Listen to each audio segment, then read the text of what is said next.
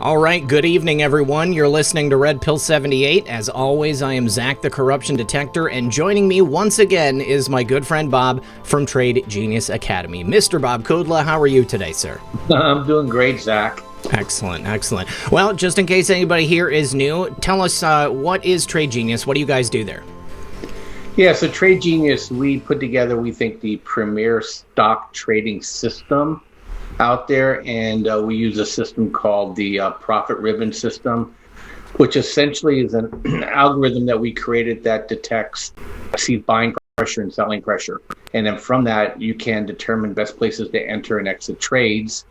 And we do that a couple different ways. First of all, we teach you how the system works. And then number two is we have chat and trade rooms where you can then get access to us to ask questions about different stocks or sectors that are active right now. And the third area is we provide trades every day also. So we're active in the market. So we tell you what we're trading on the stock side and also futures and also in the cryptocurrency area. So, you know, we teach you how to fish, we provide you fishing equipment, and we throw you some fish. So we really equip you to be successful trading. And we don't screw around with any of the penny stocks or any of that stuff. These are all name brand companies. So we have a very strong track record. We've been doing this for a long, long time. And, we help people make money nearly every day in the markets and basically just grind your way to developing and building wealth, but also just give you lifelong tools to trade.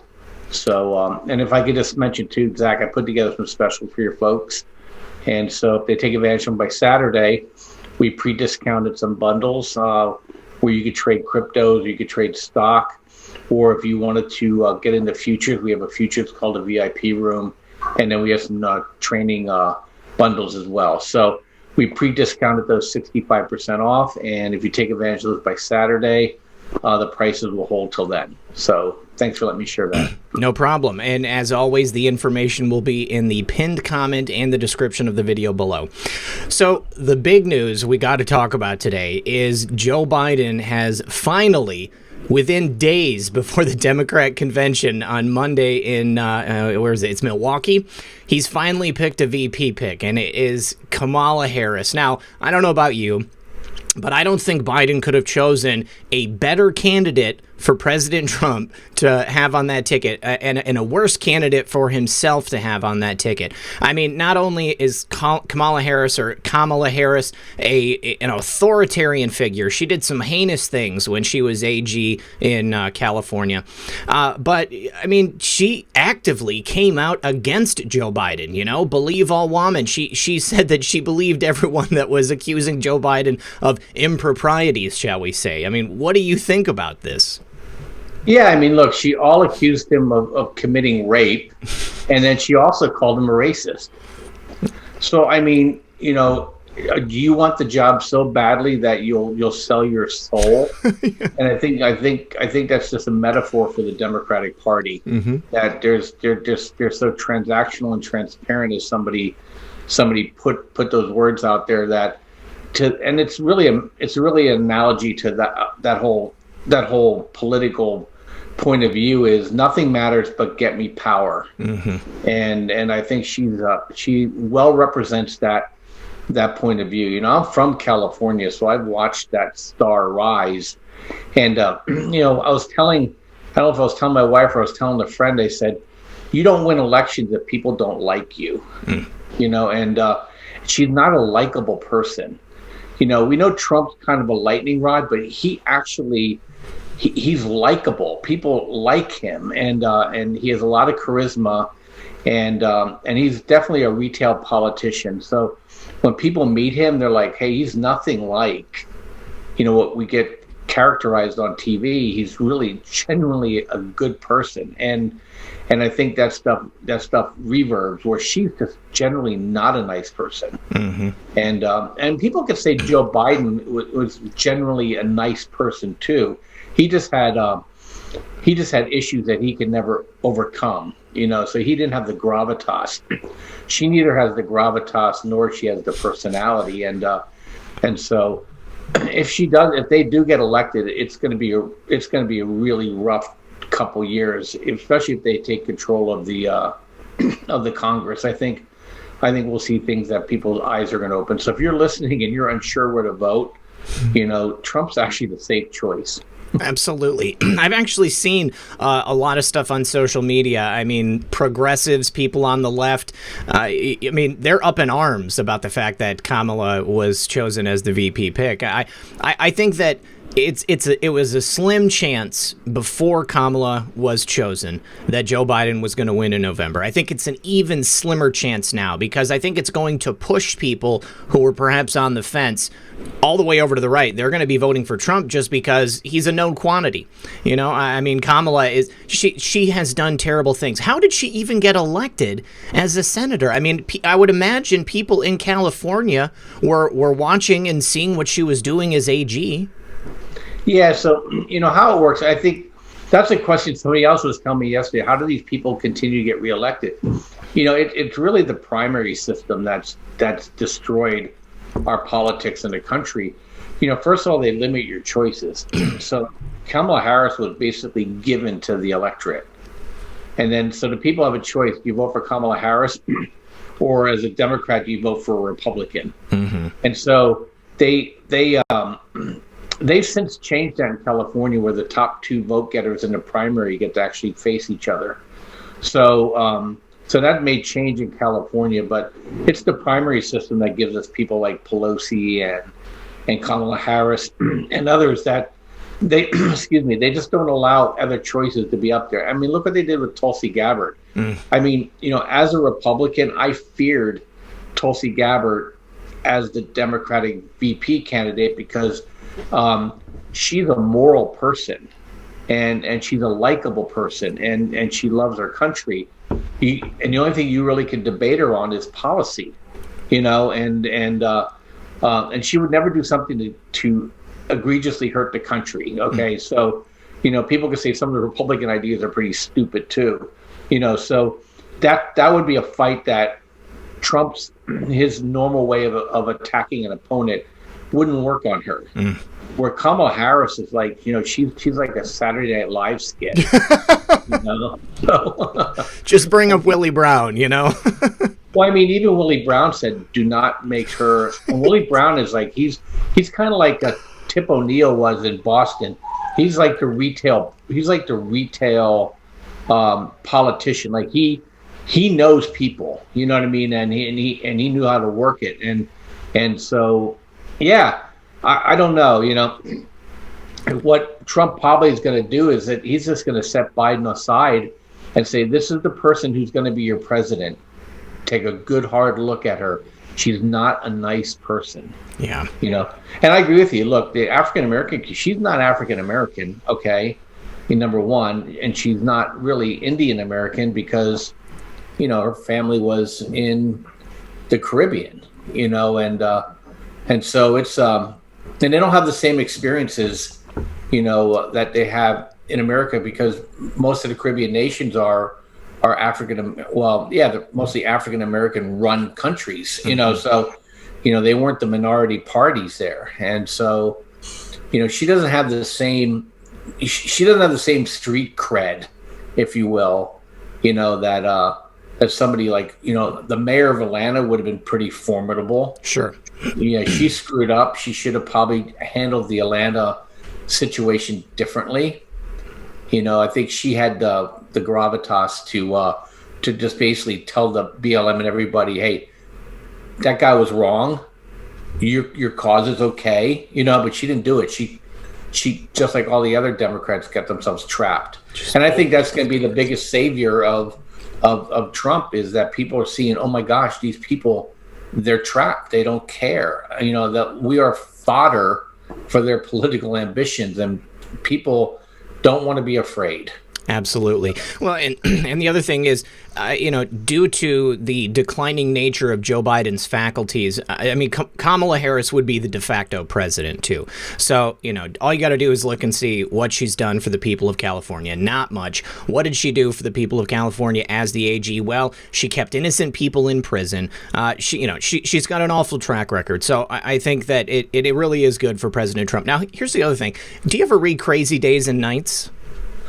I have not. Oh, okay. All right. So it's this entertainment lawyer from Hollywood. And because he's an entertainment lawyer, people tell him stuff all the time. And so he writes this blog where he puts blind items in. He describes the situation, leaving out the names. Apparently, Willie Brown and Kamala Harris, when they were together years ago, they used to go to some wild parties there in the LA area. And apparently there is photographic evidence of them at these parties participating in less than moral, behavior. So there's a rumor that those images are going to come out as a result of Kamala joining this ticket. So I just want to say, keep your eyes open for that, because this is the kind of stuff that could ruin anyone's career, much less the VP pick for the Democratic ticket. So crazy stuff. Well, I wanted to move on to the next story here. We since the last time we talked, and we were discussing the possibility of this before, but President Trump did the thing. He signed an executive order banning TikTok, also banning WeChat, and I believe a couple of other Chinese social media type companies. And obviously, the people who create videos on TikTok, they're up in arms. You've got the American companies who are vested in those Chinese companies up in arms. But what do you think is going to happen? I've heard that Microsoft was looking at buying TikTok, but I don't know if they're going to have the time to get the deal finished before that 45 days comes up. And also, I want to say, pretty cute that President Trump gave them a 45-day timeline. Yeah, so let me go backwards from your questions. That Microsoft should be in no hurry whatsoever. The company's going to be worth far less after Trump shuts them down. Yeah, and he'll bring them to the table. What's really fascinating to me is that there's the untold story there is that the Chinese not only use TikTok and WeChat for espionage, but these are tools in which they use to extract dollars back into their country. They have they face a pretty big dollar shortage. So Trump gets basically a three-peat with this, right? He shuts off the intelligence operations, number one. Number two, he cuts off the remittances that go back to China. And number three is that they lose a source of ability to collect data for other people to then use to, hackers steal, because they sell that information to their hacker groups. China has a relationship with these third-party hacker groups that are probably in Chinese intelligence that are turning around and just hacking and stealing, and I'm sure the CCP people take a cut of that action. All that gets wiped out because we're going to cut off access to those servers. They're going to be, at the very least, all these companies are going to have to keep their servers in the U.S. under U.S. monitoring, and then the remittances probably have to go through the banking system. So, yeah, I think it's huge. My only thing is I don't know why he took so long to do this stuff, and I don't know why he's still screwing around with the U.S. social media companies unless he has something bigger, at play here. So, it's about time, and they're already been banned at certain companies already. So it's not like this is a controversial subject. Although my 19-year-old daughter doesn't understand it at all, because she goes, "What can the Chinese get from me?" And I said, "Well, they have your bank account. So when you have money, they'll take it later." Every picture and video on your phone, everybody's private information, phone numbers. I mean, quite literally, TikTok has access to everything on your phone. And that's what people don't realize, or maybe people who watch my show realize that. But the general public, they're just completely in the dark about it. Yeah, I mean, people are blissfully ignorant. Mm-hmm. And so, so I think he's not going to relent on that. And I don't think, if the next administration changes, I don't know how much that will change. I think the intelligence apparatus in the United States now is sufficiently worried, and I think, between that and Jeffrey Epstein is, are probably a lot of our politicians are being blackmailed. Mm-hmm. I mean, you can't prove it till you can prove it. But I mean, you look at the way some of these people vote or don't vote, and you're like, well, that doesn't make any sense to me. Mm-hmm. Well, it makes a lot of sense to you if you figure somebody says, if you don't do certain things, we're gonna we're going to leak certain things out. I want to jump back to Kamala Harris too. I saw a report this morning that she actually took campaign contributions from the Epstein camp too. So, oh wow, yeah. So I think there's a tangled web we weave going in here, and I'm really surprised a lot of this. Maybe because people didn't worry about her becoming presidential candidate, that a lot of stuff didn't come out earlier, but people held back. WikiLeaks said they have 175 things they're ready to release. Yeah, it came out last night. Yeah, so it should get pretty interesting. Trump was surprisingly calm about the whole thing. He called Joe Biden's handlers. Sorry, going back to Kamala, but I mean that's more a fun story. It's fun. But WeChat is Trump's kiboshing that. So and I don't know why we don't do it. We should just simply pass a law in this country that says we'll treat China the way China treats us. Yeah. I agree. And don't worry, if there's anything else you want to say on the Kamala thing, please, by all means, bring it up. But, I think that President Trump was cool as a cucumber about it. I mean, like he said, Kamala was his number one pick for VP. I think that he's well aware of anything that is blackmailable on her, and quite literally just pointing out her record and showing what kind of a person she's been, or using her own words against her that she previously used against Joe Biden. There's so much hypocrisy on the Democratic ticket. It's insane to watch it. And I truly never believed that we would be in this situation here in America. I never really thought it could get this crazy. Well, we used to say before social media that the Democrats didn't understand the concept of yesterday. So because they could say something yesterday and say something totally different today, and yesterday didn't matter. Well, we have social media, and they still don't grasp the fact that everything you say is recorded forever. And so now they just say these things, and then people say, but just last week you said this. So it's going to be interesting. She's just a target-rich environment, that's all. It's true. Do you know who Sean King is? Yeah, I saw his thing too.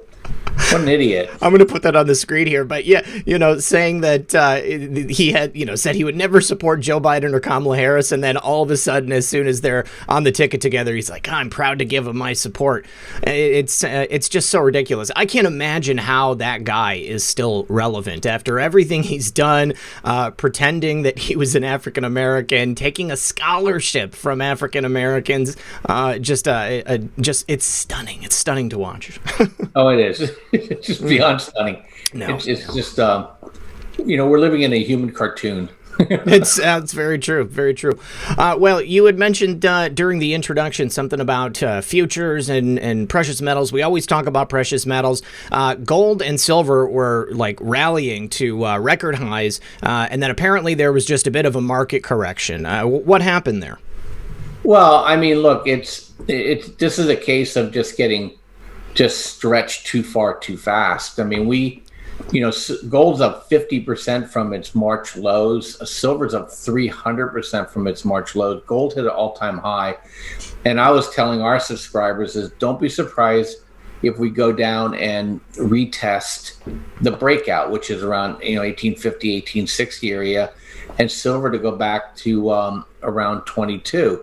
The only thing that surprised me is how strong the move went after the breakout. I mean, I was happy I was long, but the more it was pushing up, the more likely it was gonna come back to earth. What people don't realize about gold and silver is that you have a lot of entities that are short. You have people that are legitimately short gold and silver because they're the miners and they don't have the cash flow, so they sell their production out into the future and collect cash today. So they created what's called a short book out there. And then you have the speculators like the banks that are piling on. And then when price started to move because the dollar started weakening, is that all these people were forced to what they call cover their bet that they were wrong on. And they had to keep covering at higher prices. So you have what's called a short squeeze that happened in gold and especially in silver, because silver is extremely grotesquely undervalued from a macro standpoint. So once those people were done covering, there weren't any new buyers coming in, and the dollar was being stretched too far to the weak side. And so you just got to rebalance here. I mean, yesterday, Mondays we started weakening. We got out of all our minor positions other than what we keep as core, which you don't really trade. You need to have a core position in gold and silver miners and gold and silver itself. But anything that we speculate in, we were out of. Last trade we did was on Monday, which we made 12.5% on a trade in 2 days, is that we pulled back. And then I expected the sell-off to actually happen last night into today. It happened Monday night into Tuesday. And then you notice the stock market followed it straight down. And today we're getting a bounce in, in both of them. I still think they're probably what we call dead cat bounces. That's a trading metaphor. We know that term here. Yeah. Okay, so it's I'm still a little wary that that maybe we couldn't make a lower low, or at least test yesterday or this morning's the overnight lows. But we're in a weak period for gold and silver anyway, seasonally. So I think at the very worst, we're gonna not really have good trades until middle of September. At the very best, we start coming out of it in a week or two, and we start moving higher again. Look, the Fed didn't change its macro position. The government didn't change its macro position. They're printing. The world is printing, because they know if they stop printing, they're all out of power, and so they rather you eat inflation and make it look like they're doing things for you than them trying to cut you off. Can you imagine if Trump tried to balance the budget right now? He would lose the election in a landslide, he'll lose every state. Yeah. So they won't do it. So you protect yourself by buying gold and silver. But you don't have to be stupid about it. If it pushes up too far too fast, take some chips off the table, keep your core, and get ready to push back in. My view, 2021, is that we'll hit 45 in silver, we'll hit 2,900 in gold. And we hit both my targets for 2020 a little early. I thought we'd end the year gold right at all-time highs. We'd hit silver, we'd get over 20.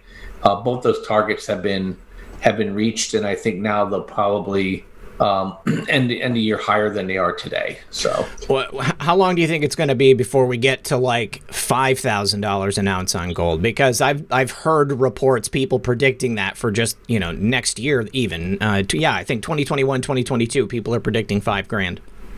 Yeah, I don't know. It's really working out mathematically. It's really following the money supply. So the money supply will really have to go, or the velocity of the economic transactions will really have to multiply that money supply for us to see gold at 5,000. What people don't realize is that that's 5,000 in US dollars. The United States dollar is not going to collapse. Okay, we are the one-eyed king in the land of the blind. Okay, Europe and Japan and China, sterling, all those currencies are going to collapse. And so it'll make gold getting to $5,000 a harder sell. But at some point, gold and the dollar will be rising together against all the other currencies. And that's when we're reaching the end point, and then finally gold will just separate from the dollar. But I don't think that's in the next 12 months. I think if it's more likely to happen if Trump maintains power than if it is if Biden maintains power, because I think there'll be so much disruption with what the Democrats are going to try to do to the economy that they'll risk probably rolling everything over into a deflationary depression, because everybody will just be afraid, and invest in anything to have somebody steal it. I mean, who in their right mind is going to put a single dollar into any downtown a Democrat runs? Okay, especially a Democrat running the AG, right, their Attorney General's office or their DA office.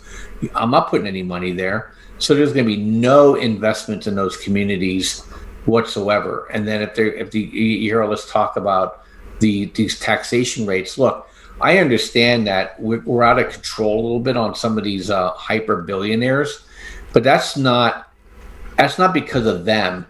It's because of what the Fed policy and the way that which Wall Street is constructed created these people. Those things can be fixed very easily without destroying capital formation, but they don't know how to do that. So they only know how to take sledgehammers to things that they need to take scalpels to.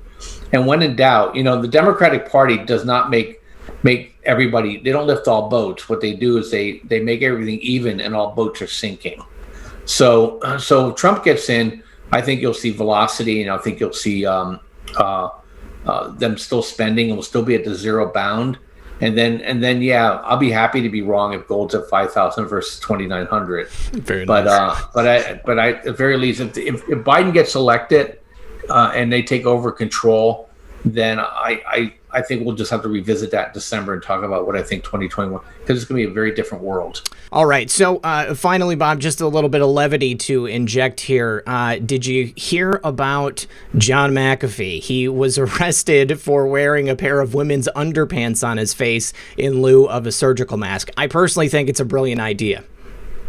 Look, I mean, he probably got right out of prison because they didn't declare exactly what a face covering is. That's right. So in California, and he's my favorite guy because you want to talk about FU money, right? Yeah. He probably has a lawyer in every country on speed dial, and I think he's totally enjoying the fact that that he could just snub his nose at everything, and he's a brilliant guy, so you don't discount a lot of things that he says. He's swam in these circles. He's the one that told you putting antivirus software on your computer is stupid. You're not as fast as the hackers, and he's the guy who wrote that stuff. So yeah, I thought it was funny. I saw a guy in our grocery store the other day. You have to wear shoes, and you have to wear a shirt, and you have to wear a face mask, right, to get in the grocery store. Well, he forgot the face mask, so he just basically took his T-shirt, put it over his head like this. He threw it because it was white. It didn't say you can't show your belly, and he walked around the grocery store that way. I mean, it's getting to the point where I think a lot of people are like done with it. But on a serious note, Trump just hired the guy from Stanford. I saw that. Yes. To get on his thing, because this guy is brilliant, and basically Fauci's out there he's just throwing spitballs from like the stands or something. Like every day he just contradicts himself just to inject chaos into the process. But this Stanford guy is extremely calm and methodical, and he's true scientist versus a political scientist. So I think Trump's trying to get to a point where he's going to try to get control over the situation, and hopefully it happens. I mean, this is we're at a point of ridiculous. We had a pandemic during Obama years and we never even knew about it.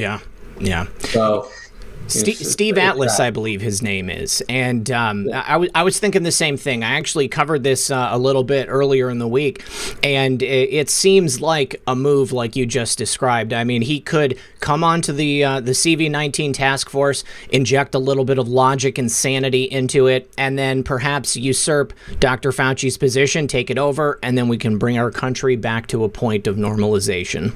All Trump has to say, if he wants to just cut Fauci off at the knees, said, I just asked Dr. Fauci to step aside because he has a personal interest in these vaccines, personal financial interest, which is amazing to me. But I think it was good for the country that Dr. Fauci no longer speaks on this issue.